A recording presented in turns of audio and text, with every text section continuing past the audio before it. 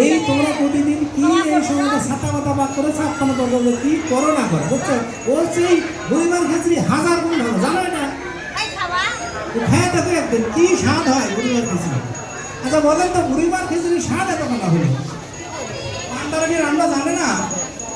তাহলে কেন হলো?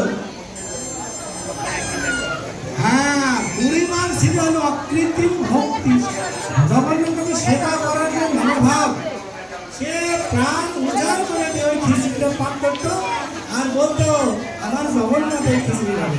আমরা কি করি, আমরা যারা মা দেখবেন মা যশোদা ওখানে সেটা শুধু নন্দ রানী, তাই না?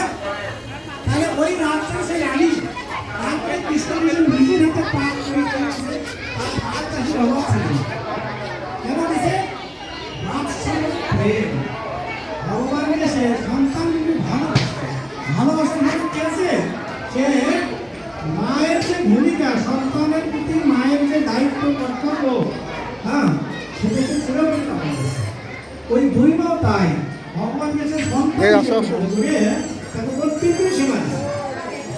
তারপরে কি হলো, এরকম সেবা দিতে দিতে ভূমিমা এমনিতে ভূমিমা আমার ভূমি হয়ে গেছে, একদিন হরিবল হয়ে গেছে। কি হয়েছে?